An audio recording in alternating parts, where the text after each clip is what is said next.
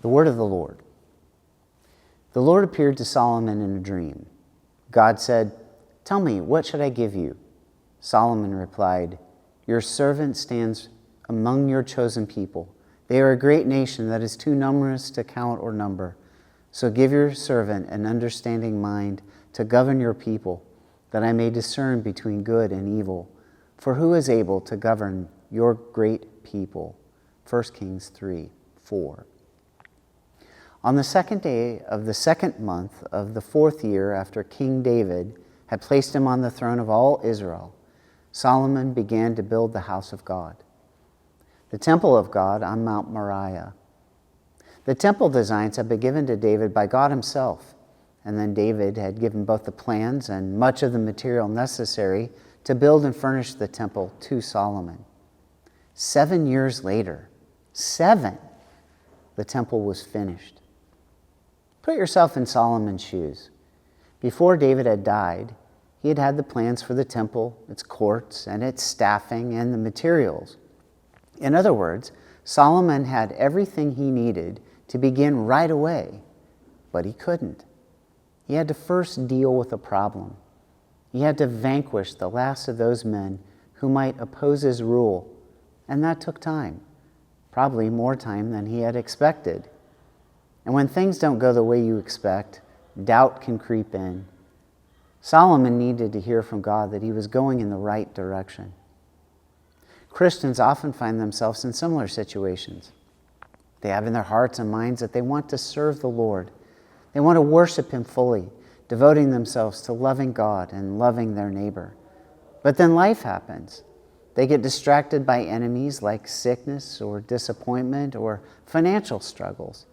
Or they find out what they thought were complete plans now need more money, time, or effort to bring everything together. Sometimes they even begin to wonder whether their plans to really devote themselves to God will ever come to pass.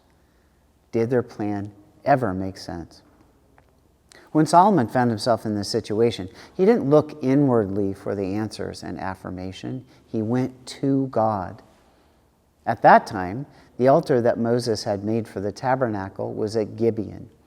At the altar, Solomon asked for forgiveness of any sins he had committed and offered prayer to God. And then he waited, and God answered.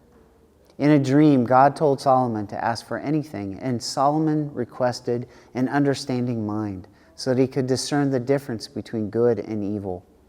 And God answered his prayer. If Solomon had any doubts about whether he should move forward with the temple before then, he now had none. When Christians have doubts about God's plan for their lives, they can follow Solomon's example. Think about it. Every Sunday you have an opportunity to come before the altar of God. There you seek forgiveness for your sins in thought, word, and deed, whether done or undone, and you receive absolution. Then you offer prayer to God, asking Him to give you clarity. And then God comes to you in word and sacrament, giving you the discernment to know the difference between good and evil. In this God-given confidence, you can then keep moving forward to love God and your neighbor as you had hoped. Brothers and sisters, sanctification takes time, but the results are worth it. Even after he started and deployed over 100,000 workers, the temple took 7 years to complete. But Solomon didn't rush God's plan. He took the time necessary to do it right. You have that time too. God's plan for your life is already written, and it's a good one.